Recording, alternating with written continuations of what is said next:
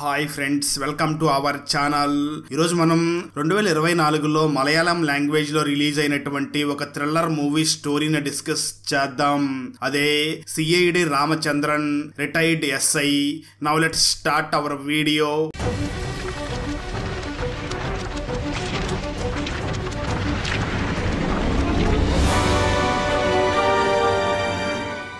Open చేస్తే రామచంద్రన్ ఒక police officer గా 33 సంవత్సరాలు డ్యూటీ చేసి అదే రోజు రిటైర్డ్ అవుతూ ఉంటాడు.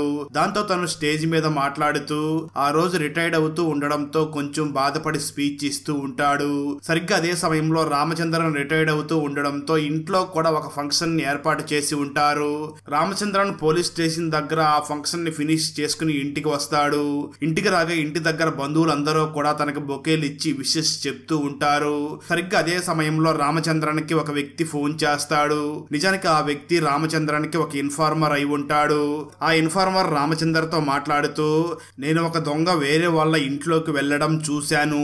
దాంతో రామచంద్రన్ వెంటనే సరే నేను ఇన్ఫర్మేషన్ ని పై వాళ్ళకి ఇన్ఫార్మ్ చేస్తాను అని చెప్పి వెంటనే తన పై అధికారులకి ఫోన్ చేసి ఇన్ఫార్మ్ చేస్తాడు. అదే విధంగా రామచంద్రన్ తన పై అధికారిని చూసి నాకు ఈ రోజు రాత్రి 12 గంటల వరకు టైం ఉంది కదా, నేను ఆ 12 గంటల వరకు డ్యూటీ చేస్తాను అని చెప్పి ఇంటి నుంచి మళ్ళీ బయలుదేరి వెళ్ళబోతూ ఉంటాడు. రామచంద్రన్ వైఫ్ వెంటనే రామచంద్రన్ ని చూసి ఈ రోజు నువ్వు రిటైర్డ్ అవుతున్నావు కదా, ఈ రోజు కూడా ఈ టైంలో ఎక్కడికి వెళుతున్నావు అని అడుగుతుంది. దాంతో రామచంద్రన్ తన వైఫ్ ని చూసి ఇదే నా లాస్ట్ డ్యూటీ, నాకు రాత్రి 12 గంటల వరకు టైం ఉంది కదా, ఈ ఒక్కసారికి వెళ్లి వస్తాను అని రామచంద్రన్ మరియు ఇతర పోలీసులు అలాగే రామచంద్రన్ పై అధికారులు అందరూ కలిసి రామచంద్రన్ ఇన్ఫార్మర్ చెప్పిన ఆ ప్లేస్ కి వెళ్తారు. పోలీసులు అక్కడ ఉన్న ఇంటి దగ్గరికి వెళ్లి ఆ ఇంట్లోని మహిళని చూసి ఈ ఇంట్లోకి ఒక దొంగ వచ్చాడా అని అడుగుతారు. అయితే ఆ మహిళ మాత్రం ఈ ఇంట్లోకి ఎవరూ రాలేదు అని చెప్తుంది.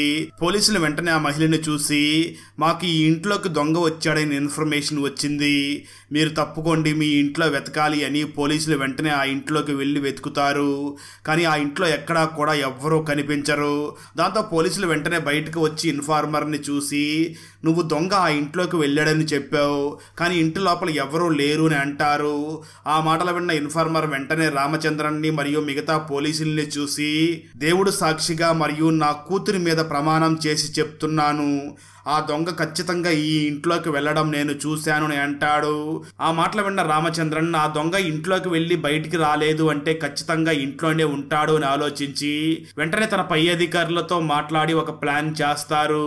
ఆ తర్వాత రామచంద్రన్ ఒక ఎండి మిరపకాయని వెలిగించి ఆ ఇంట్లో వేస్తాడు. పోలీసులంతా కూడా ముక్కుకి మాస్కులు పెట్టుకుని అక్కడే ఉంటారు. ఆ ఎండి మిరపకాయ ఘాటు వల్ల ఇంట్లో ఉన్న దొంగ ఊపిరాడక దగ్గుతూ బయటికి వస్తాడు. పోలీసులు వెంటనే ఆ దొంగను చూసి నువ్వు దొంగలించిన కారు ఎక్కడ ఉంది అని అడుగుతారు. అయితే ఆ దొంగ మాత్రం నాకేమీ తెలియదు అని అంటూ ఉంటాడు. రామచంద్రన్ ఆ ఇంట్లో బాగా చెక్ చేసి అక్కడ కారు ఉన్న లొకేషన్ ని కూడా కనిపెడతాడు. దాంతో పై అధికారులు రామచంద్రన్ ని బాగా మెచ్చుకుంటారు. ఆ తర్వాత రోజు రామచంద్రన్ తన రిటైర్డ్ అవడంతో తను ఉన్న ఆ పోలీస్ క్వార్టర్స్ నుంచి ఖాళీ చేసి వెళ్లడం కోసం స్టేషన్ కి వెళ్లి అక్కడ ఫార్మాలిటీస్ ని చేస్తూ ఉంటాడు. ఆ సమయంలో రామచంద్రన్ నేమ్ బోర్డ్ ని తీసి డస్ట్బిన్ లో పడేసి ఉండడం చూసిన రామచంద్రన్ ఫీల్ అవుతూ ఉంటాడు. వెంటనే రామచంద్రన్ అక్కడి నుంచి బయలుదేరి తన సొంత ఊరికి వచ్చేస్తాడు. రామచంద్రన్ కి ఒక కాలేజీ చదువుకునే అమ్మాయి ఉంటుంది. అదే విధంగా రామచంద్రన్ కి రబ్బర్ తోటలు ఉండడంతో ఆ రబ్బర్ తీసుకువెళ్లి అమ్మి అక్కడి నుంచి డబ్బులు తీసుకుని వస్తూ ఉంటాడు. ఒకరోజు రామచంద్రన్ రబ్బర్ ని అమ్ముతూ ఉండగా రామచంద్రన్ ఫ్రెండ్ అయినటువంటి వాషుకి మరొక వ్యక్తి ఫోన్ చేసి నువ్వు టెంపుల్లో ట్రస్టీగా ఉన్నావు కదా, ఆ టెంపుల్లో హుండీని లెక్క పెడుతున్నారు, అక్కడ డబ్బులు చాలా తక్కువ వస్తున్నాయి, నువ్వు వెంటనే బయలుదేరి టెంపుల్ దగ్గరికి రా అని పిలుస్తాడు. దాంతో వాసు వెంటనే తన ఫ్రెండ్ రామచంద్రన్ ని కూడా తీసుకుని ఆ టెంపుల్ దగ్గరికి బయలుదేరి వెళ్తాడు. అలా గుడి దగ్గర ఎక్కడైతే హుండీని లెక్క పెడుతున్నారో అక్కడికి వెళ్లే సమయంలో వాసు రామచంద్రన్ ని చూసి ఆ గుడి దగ్గర హుండీని లెక్క పెట్టే సమయంలో ఎవరో డబ్బుల్ని కొట్టేస్తున్నారు, నువ్వే ఆ వ్యక్తి ఎవరో కనిపెట్టాలి అని అంటాడు. అలా ఇద్దరు గుడి దగ్గరికి వెళ్లి అక్కడ ఉన్న హుండీలో చెక్ చేయగా అప్పటికే ఎవరో డబ్బుల్ని కొట్టేసి ఉంటారు. దాంతో వాసు వెంటనే అక్కడ ఉన్న సభ్యులందరితో మాట్లాడుతూ ఇక్కడ ఎవరో డబ్బుల్ని కొట్టేశారు అని అంటాడు. దాంతో అక్కడ డబ్బులు లెక్క పెడుతున్న వాళ్ళు ఆ వాసునే కొడతారు. ఆ తర్వాత రామచంద్రన్ వెంటనే వాసుని పక్కకి తీసుకుని వెళ్లి దీనికి చైర్మన్ ఎవరు, అతను లెఫ్ట్ హ్యాండా రైట్ హ్యాండా అని అడుగుతాడు. వాసు వెంటనే రామచంద్రన్ ని చూసి ఆ చైర్మన్ రైట్ హ్యాండ్ యూస్ చేస్తాడు అని చెప్తాడు. రామచంద్రన్ వెంటనే ఒక తాళం తీసుకుని వెళ్లి తన కారుకి లెఫ్ట్ హ్యాండ్ తో వేస్తే ఎలా ఉంటుంది, రైట్ హ్యాండ్ తో వేస్తే ఎలా ఉంటుందో వేసి చూపిస్తాడు. ఆ తర్వాత రామచంద్రన్ వాసుని చూసి ఈ గుడిలో దొంగతనం చేసిన వ్యక్తి లెఫ్ట్ హ్యాండ్ ని యూస్ చేశాడు అని చెప్తాడు. ఆ మాటలు విన్న వాసు నేను కూడా లెఫ్ట్ హ్యాండ్ ని యూస్ చేస్తాను అంటే నేను దొంగతనం చేశానా, నేనేమి దొంగతనం చెయ్యలేదు అని అంటాడు. దానికి రామచంద్రన్ మాత్రం నీకంత ధైర్యం లేదు, కానీ ఎవరో లెఫ్ట్ హ్యాండ్ తో యూస్ చేసే వ్యక్తి ఈ దొంగతనం చేశాడు, ఇక్కడ లెఫ్ట్ హ్యాండ్ ని యూస్ చేసే వ్యక్తి ఎవరో కనిపెడితే దొంగతనం చేసింది ఎవరో కనిపెట్టవచ్చు అని అంటాడు. కట్ చేస్తే కొంత సమయం తర్వాత రామచంద్రన్ కి తన ఫ్రెండ్ ఎవరో ఫోన్ చేసి ఒక ప్లేస్ కి రమ్మని చెప్తాడు. దాంతో రామచంద్రన్ వెంటనే యూనిఫామ్ వేసుకుని అక్కడికి వెళ్ళాలి అనుకుంటాడు. కానీ రామచంద్రన్ వైఫ్ మాత్రం రామచంద్రన్ ని చూసి ఇప్పుడు నీకు యూనిఫామ్ ఎందుకు, నువ్వు ఆల్రెడీ రిటైర్డ్ అయిపోయావు కదా అని అంటుంది. దాంతో రామచంద్రన్ నేను రిటైర్డ్ అయిపోయాను కదా అని ఫీల్ అవుతాడు. రామచంద్రన్ కి ఒక లాయర్ ఫ్రెండ్ కూడా ఉంటాడు. రామచంద్రన్ తన లాయర్ ఫ్రెండ్ ని చూసి నేను రిటైర్డ్ అయిపోయాను, నాకు ఎక్కడైనా ఏదన్నా పని ఉంటే చూడు అని అంటాడు. అయితే లాయర్ మాత్రం ఆ రామచంద్రన్ ని చూసి నువ్వే ఎందుకు ఓన్ గా ఒక డిటెక్టివ్ ఏజెంట్ ఆఫీస్ ని ఓపెన్ చేయవచ్చు కదా అని అంటాడు. దాంతో రామచంద్రన్ వెంటనే తన వైఫ్ దగ్గరికి వెళ్లి అదే ఐడియా అని చెప్తూ ఉంటాడు. సరిగ్గా అదే సమయంలో వాసు మరియు ఆ గుడి కమిటీ మెంబర్స్ అందరూ కూడా రామచంద్రన్ దగ్గరికి వచ్చి రామచంద్రన్ కి చిన్న సన్మానం చేసి నువ్వు చెప్పినట్లుగానే మేము లెఫ్ట్ హ్యాండ్ తో ఎవరు ఉన్నారో చెక్ చేసి ఆ గుడిలో దొంగను కనిపెట్టాము అని చెప్తారు. ఆ మాటలు విన్న రామచంద్రన్ వైఫ్ కూడా రామచంద్రన్ ని చూసి మీ లాయర్ ఫ్రెండ్ చెప్పినట్లుగానే మీరు ఒక డిటెక్టివ్ ఏజెంట్ ఆఫీస్ ని ఓపెన్ చెయ్యండి అని చెప్తుంది.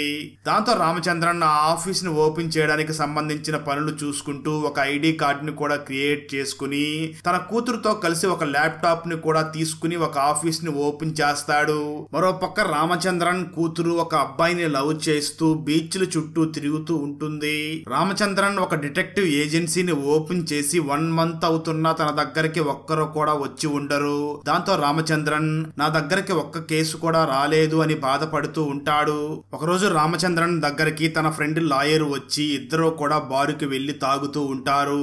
ఆ సమయంలో ఒక వ్యక్తి వాళ్ళ దగ్గరికి వచ్చి మాట్లాడి సోడా తీసుకుని వెళుతూ తన విజిటింగ్ కార్డ్ ని రామచంద్రన్ కి ఇచ్చి నేను రియల్ ఎస్టేట్ ఏజెంట్ గా వర్క్ చేస్తున్నాను, మీకు ఏదన్నా అవసరం ఉంటే ఫోన్ చెయ్యండి అని తన విజిటింగ్ కార్డ్ ని రామచంద్రన్ కి ఇచ్చి అక్కడి నుంచి వెళ్లిపోతాడు.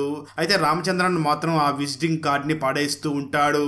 రామచంద్రన్ ఫ్రెండ్ లాయర్ వెంటనే రామచంద్రన్ ని చూసి నువ్వు ఆ వ్యక్తిని చూసి ఎలా ప్రమోషన్ చేసుకోవాలో నేర్చుకోవాలి, అది సరే నా దగ్గర ఒక క్లయింట్ ఉన్నాడు, అతని పేరు చంద్రన్న, అతను రీసెంట్ గానే జైలుకి వెళ్లి బయటకు వచ్చాడు, నిజానికి అతను ఒక హత్య చేశాడు అని జైలుకి వెళ్లి బయటకు వచ్చాడు, కానీ అతను ఎటువంటి హత్య చేయలేదు, నువ్వే ఆ చంద్రన్న ఎటువంటి హత్య చేయలేదని నిరూపించాలి, నేను ఆ చంద్రన్ని నీ దగ్గరికి పంపిస్తాను అని చెప్తాడు. కట్ చేస్తే ఆ తర్వాత రామచంద్రన్ ఇంటికి వెళ్లి తన ల్యాప్టాప్ లో కొన్ని డీటెయిల్స్ ని చూస్తూ ఉండగా ఆ సమయంలో కరెంట్ పోతుంది. తన కూతురు వెంటనే క్యాండిల్ వెలిగించి తన నాన్న దగ్గరికి తీసుకుని వచ్చి నాన్న నాకు కూడా ఒక ల్యాప్టాప్ కావాలి అని అడుగుతుంది. రామచంద్రన్ వెంటనే తన కూతురిని చూసి త్వరలోనే నీకు కూడా ఒక ల్యాప్టాప్ ని కొనిస్తాను అని చెప్తాడు. ఆ సమయంలోనే చంద్రన్న అక్కడికి వచ్చి రామచంద్రన్ ని చూసి నేను ఎవరిని హత్య చేయలేదు, నన్ను అనవసరంగా ఆ కేసులో ఇరికించారు అని చెప్పి చంద్రన్న తన గతాన్ని చెప్పడం మొదలు పెడతాడు. స్టోరీ గతానికి వెళ్తుంది. ఒకరోజు చంద్రన్న ఇంట్లో నుంచి బయటికి వస్తూ ఉండగా చంద్రన్న వైఫ్ మాత్రం చంద్రన్నని చూసి నువ్వు ఆ శీల దగ్గరికే వెళుతున్నావు కదా అంటూ తనని తిడుతూ ఉంటుంది. అయితే చంద్రన్న అవేమీ పట్టించుకోకుండా బయటికి వచ్చి తను డబ్బుల్ని వడ్డీకిచ్చి తనలాగే వడ్డీకి డబ్బులు ఇచ్చి ఆ శీల దగ్గరికి వెళ్లి తనతో ఎఫ్ఐఆర్ ని కంటిన్యూ చేస్తూ ఉంటాడు. ఒకరోజు చంద్రన్న ఇదే విధంగా బయటికి వెళ్లి తిరిగి ఇంటికి బైక్ మీద వస్తూ ఉండగా ఒక వ్యక్తి లిఫ్ట్ అడుగుతాడు. దాంతో చంద్రన్న ఆ వ్యక్తిని తీసుకుని వెళ్లి తన ఇంటి దగ్గర డ్రాప్ చేసి వెంటనే చంద్రన్న తన డ్రైవర్ ఫ్రెండ్ తో కలిసి ఒక క్లబ్ లాంటి ఏరియాకి వెళ్లి అక్కడ కూర్చొని టైం ని స్పెండ్ చేస్తూ ఉంటాడు.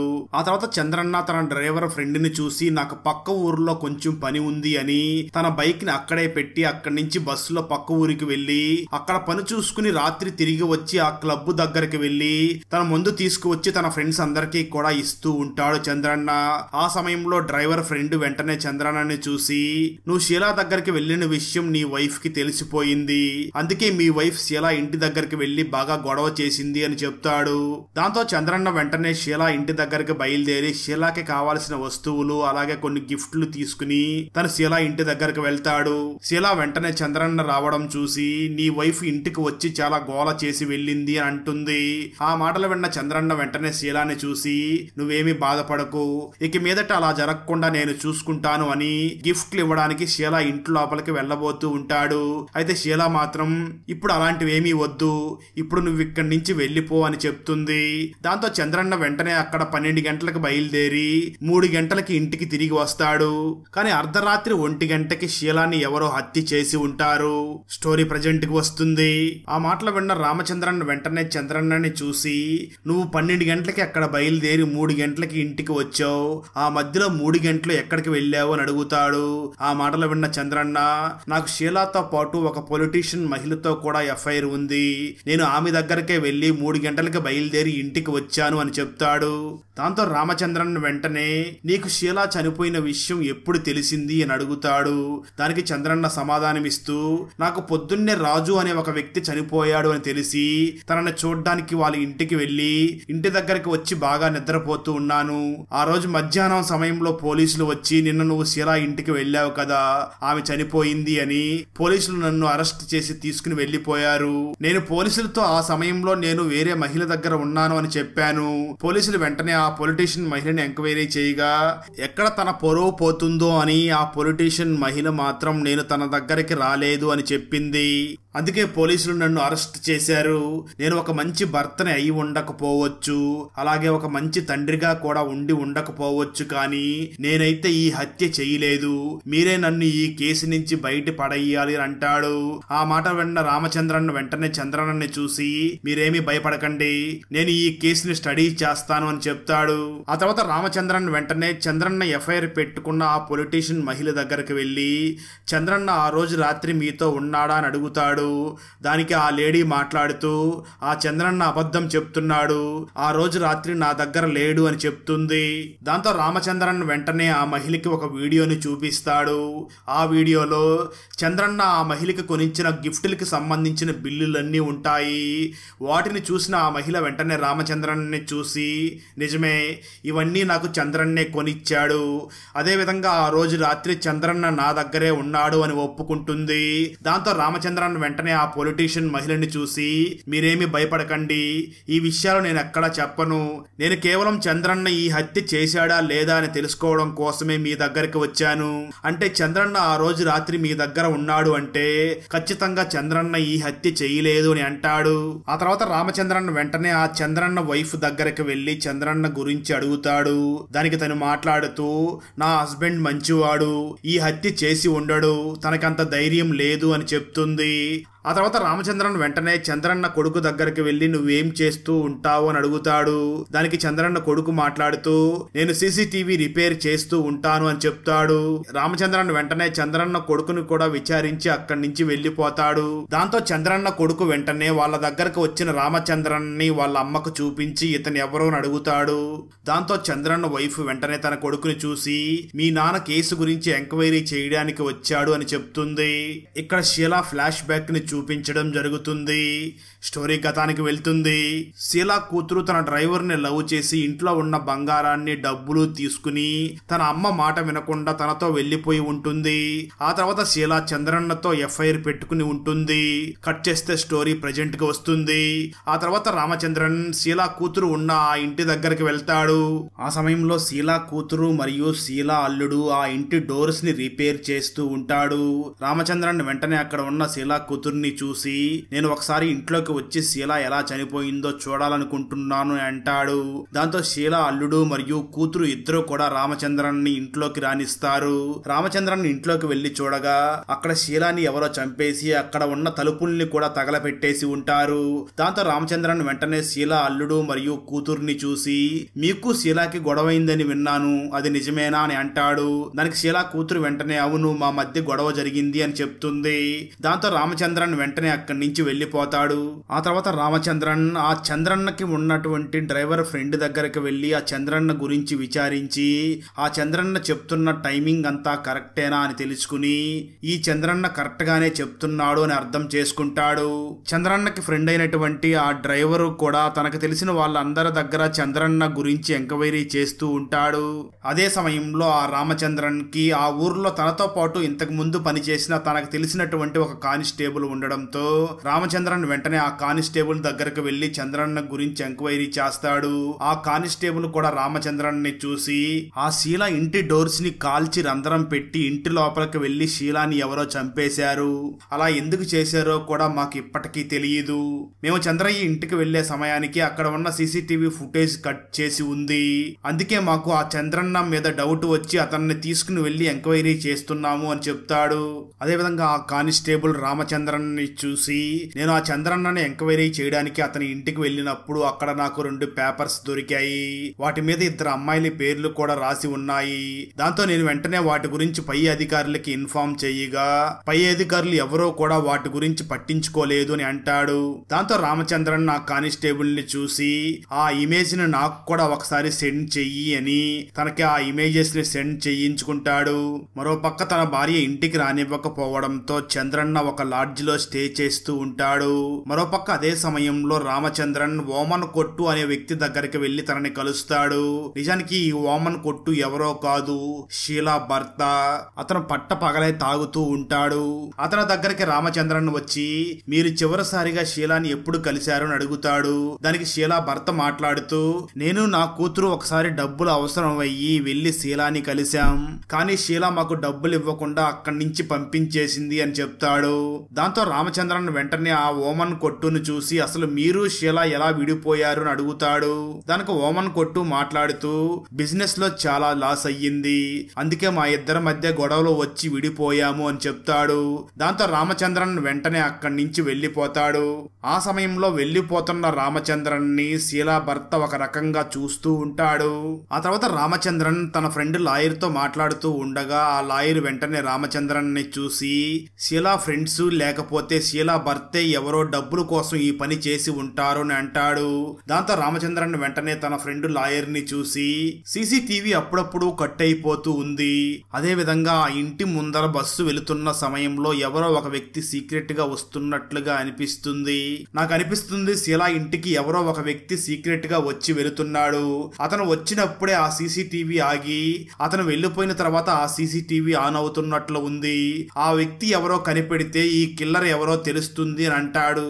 దాంతో రామచంద్రన్ షీలా దగ్గర ఎవరెవరు డబ్బులు తీసుకున్నారో వాళ్ళ గురించి తెలుసుకుని వాళ్ళ దగ్గర కూడా ఎంక్వైరీ చేయడం మొదలు పెడతాడు. అప్పుడే రామచంద్రన్ ఒక కండక్టర్ కూడా షీలా దగ్గర డబ్బులు తీసుకున్నాడు అని తెలుసుకుని అతని దగ్గరికి వెళ్లి ఎంక్వైరీ చేయడం మొదలు పెడతాడు. కండక్టర్ వెంటనే రామచంద్రన్ ని చూసి నేను ఒక 2 లక్షల రూపాయలు షీలా దగ్గర తీసుకున్నాను, కానీ ఆ తర్వాత తనకి తిరిగి ఇవ్వలేదు అని చెప్తాడు. ఎందుకంటే నా వైఫ్ ప్రెగ్నెన్సీలో ప్రాబ్లం ఉండడంతో షీలా దగ్గర అప్పు చేశాను, అంతకుమించి నాకు షీలాకి ఏ సంబంధం లేదు అని అంటాడు. అదే విధంగా ఆ కండక్టర్ బాగా గుర్తు తెచ్చుకుని రామచంద్రన్ ని చూసి నేను అప్పుడు కండక్టర్ గా వర్క్ చేసే సమయంలో ఆ ఊరికి మా బస్సు చాలా లేట్ గా లాస్ట్ బస్సుగా వెళ్లేది, ఆ సమయంలో ఎవరో ఒక వ్యక్తి ముఖానికి టవల్ అడ్డం కట్టుకుని బస్సు ఎక్కాడు, నేను వెంటనే అతని దగ్గరికి వెళ్లి టికెట్ అడగ్గా తాను జోబులో చేయబెట్టి తీసే సమయంలో ఒక కీ కింద పడింది, ఆ కీతో పాటు మట్టి కూడా కింద పడింది, అతన్ని చూడ్డానికి కొంచెం విచిత్రంగా కనిపించాడు. సరిగ్గా అదే సమయంలో ఏదో ఒక అద్దం పగిలిన సౌండ్ వినిపించిందని బస్సు ఆపి చూడగా అక్కడేమి అద్దం పగల్లేదు, కానీ నాకెందుకో ఆ వ్యక్తి మీదనే డౌట్ గా ఉంది అని అంటాడు. దాంతో రామచంద్రన్ వెంటనే ఆ కండక్టర్ ని చూసి ఆ వ్యక్తి ఫేస్ ని మీరు చూసారా అని అడుగుతాడు. సరిగ్గా కండక్టర్ మాట్లాడుతూ లేదు, ఆ వ్యక్తి ఫేస్ ని నేను చూడలేదు అని చెప్తాడు. ఆ తర్వాత రామచంద్రన్ ఎక్కడైతే కండక్టర్ అద్దం పగిలింది అని చెప్పాడో ఆ ప్లేస్ కి వెళ్ళగా అక్కడ నిజంగానే అద్దం పగిలి ఉంటుంది, దగ్గరలో ఒక టీ షాప్ ఉంటుంది. రామచంద్రన్ వెంటనే ఆ టీ షాప్ దగ్గరకు వెళ్లి ఇక్కడ ఈ అద్దం ఎప్పుడు పగిలింది అని అడుగుతాడు. దానికి ఆ టీ షాప్ ఓనర్ రామచంద్రన్ ని చూసి షీలా హత్య ఎప్పుడైతే జరిగిందో ఆ సమయంలోనే ఇక్కడ గ్లాస్ పగిలింది, ఈ గ్లాస్ ని ఎవరో కీతో పగలగొట్టినట్లున్నారు, దానికి సంబంధించిన కీ కూడా ఇక్కడే ఉంది అని ఆ కీని ఆ టీ షాప్ ఓనర్ రామచంద్రన్ కి ఇస్తాడు. దాంతో రామచంద్రన్ వెంటనే ఆ కీ తీసుకుని డైరెక్ట్ గా శీలా ఇంటికి వెళ్లి శీలా ఇంట్లో ఉన్న ఒక లాకర్ ని ఓపెన్ చేస్తాడు. ఆ కీతో అక్కడ ఉన్న లాకర్ కూడా ఓపెన్ అవుతుంది. దాంతో రామచంద్రన్ శీలా ఇంట్లో శీలాని హత్య చేసిన వాడే బస్ ఎక్కినట్లుగా ఉన్నాడు అని అర్థం చేసుకుంటాడు. ఆ తర్వాత రామచంద్రన్ వెంటనే ఎక్కడైతే ఆ వ్యక్తి బస్ ఎక్కాడో ఆ ప్లేస్ కి వెళ్లి ఎంక్వైరీ చేస్తూ ఉంటాడు. అలా రామచంద్రన్ నడుచుకుంటూ వెళుతూ ఉండగా అక్కడ పనిచేస్తున్న ఒక వ్యక్తి రామచంద్రన్ ని చూసి, సార్ అక్కడ కిందనే బావి ఉంది, కొంచెం జాగ్రత్తగా చూసుకుని వెళ్ళండి అని అంటాడు. దాంతో రామచంద్రన్ వెంటనే అక్కడ ఉన్న బావి దగ్గరకు వెళ్లి వెతుకుతూ ఉంటాడు. అప్పుడే రామచంద్రన్ కి ఇంతకు ముందు చంద్రయ్య రాజు అనే వ్యక్తి బావిలో పడి చనిపోయాడు అని ఆ బావి గురించి చెప్పి ఉంటాడు. దాంతో రామచంద్రన్ వెంటనే అక్కడ పనిచేస్తున్న ఒక వ్యక్తిని చూసి, ఇంతకు ముందు ఈ బావిలో రాజు అనే వ్యక్తి ఎవరైనా పడి చనిపోయారా అని అడుగుతాడు. దానికి అక్కడ పనిచేస్తున్న వ్యక్తి కూడా, అవును సార్, రాజు అనే వ్యక్తి ఇక్కడ చనిపోయాడు అని చెప్తాడు. అప్పుడే రామచంద్రన్ కి శీలా ఇంటికి రెండు వైపుల నుంచి వెళ్ళవచ్చు అని అర్థం అవుతుంది. ఆ తర్వాత రామచంద్రన్ వెంటనే రాజు వైఫ్ దగ్గరికి వెళ్లి, నీ హస్బెండ్ ఎలా చనిపోయాడు అని అడగ్గా రాజు వైఫ్ వెంటనే రామచంద్రన్ ని చూసి, నా హస్బెండ్ ఎలా చనిపోయాడో నాకు తెలియదు, కానీ నా హస్బెండ్ ఎప్పుడు పనికి బయటికి వెళ్ళినా సెల్ ఫోన్ మాత్రం ఇంట్లో పెట్టి వెళ్తాడు, కానీ ఆ తర్వాత పోలీసులు నా హస్బెండ్ సెల్ ఫోన్ తీసుకువచ్చి నాకు ఇచ్చారు అని ఆ సెల్ ఫోన్ ని రామచంద్రన్ కి ఇస్తుంది. ఆ తర్వాత రామచంద్రన్ శీలా ఇంట్లో 2 పేపర్ ముక్కలు దొరికి ఉంటాయి కదా, ఆ 2 పేపర్లలో కూడా ఇద్దరు అమ్మాయిల అడ్రస్లు రాసి ఉంటాయి. దాంతో వాళ్ళని ఎంక్వైరీ చేద్దామని ముందుగా ఒక అమ్మాయి దగ్గరికి వెళ్తాడు. ఆ అమ్మాయి వెంటనే రామచంద్రన్ ని చూసి, శీలా గురించి నాకేమీ తెలియదు అని చెప్పి పంపించేస్తుంది. ఆ తర్వాత రామచంద్రన్ ఆ పేపర్లో ఉన్న 2వ అమ్మాయి ఇంటి దగ్గరికి వెళ్తాడు.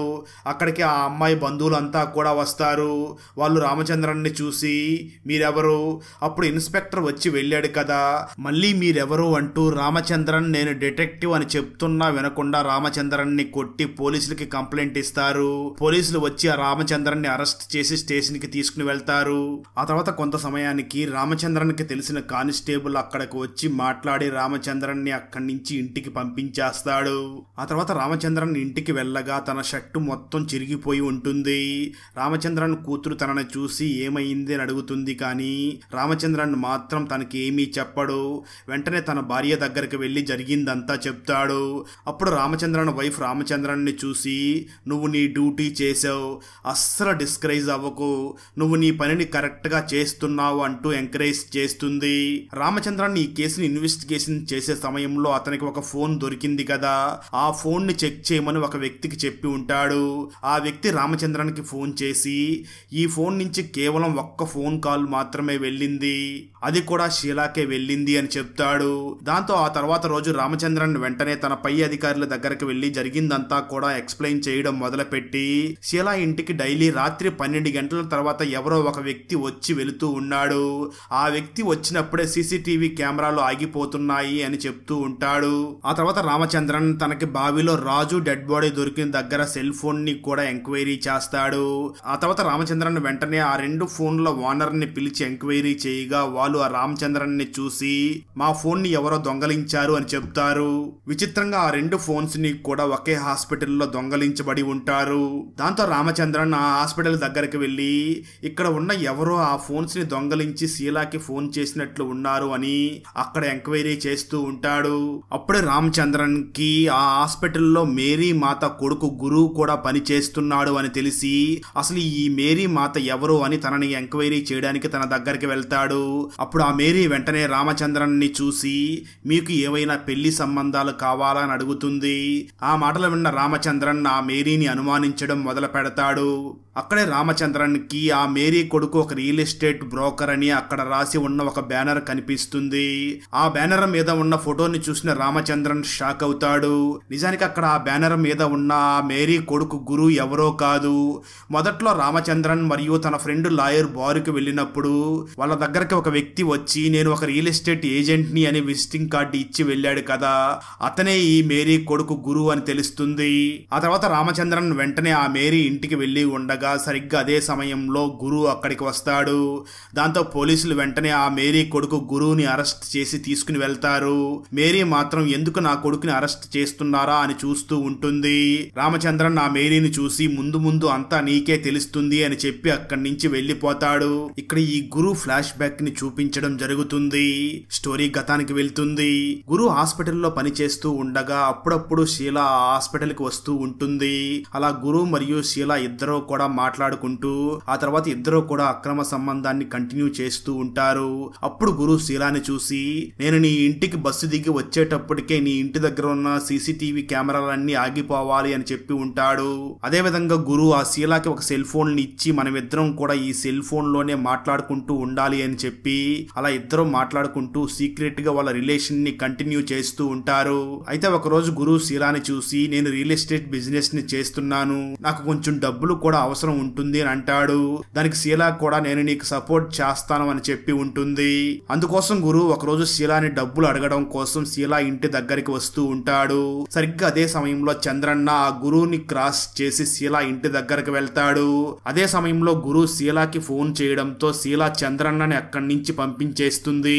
గురు షీలాతో ఇప్పుడు మీ ఇంటికి వచ్చింది ఎవరో అని అడగ్గా తను చంద్రన్న ఏదో అడ్రస్ కనుక్కోవడానికి వచ్చాడు అని చెప్తుంది. ఆ తర్వాత గురువు నేను ఇంటికి వస్తున్నాను, సీసీటీవీ కెమెరాస్ మొత్తం కట్ చెయ్యి అని చెప్తాడు. ఆ తర్వాత గురువు అక్కడికి వెళ్లి షీలాని చూసి నాకు ఇప్పుడు ఒక 2 లక్షలు కావాలి అని అడుగుతాడు. దానికి షీలా మాత్రం ఇప్పుడు నా దగ్గర డబ్బులు లేవు అని చెప్తుంది. సరిగ్గా అదే సమయంలో ఒక మహిళ షీలాకి ఫోన్ చేసి నాకు వడ్డీకి 2 లక్షలు కావాలి అని అడుగుతుంది. ఆ మాటలు విన్న షీలా వెంటనే ఆమెతో సరే నువ్వు ఇంటికి రా, నీకు నేను డబ్బులు ఇస్తాను అని చెప్తుంది. ఆ మాటలు విన్న గురువు వెంటనే షీలాని చూసి నాకు అర్జెంటుగా డబ్బులు కావాలి అంటే లేదంటావా అని అడుగుతాడు. షీలా వెంటనే గురువుకి ఒక 10,000 రూపాయలు ఇచ్చి ఈ రోజుకి వీటిని తీసుకుని వెళ్ళు, తర్వాత ఇస్తాను అని అంటుంది.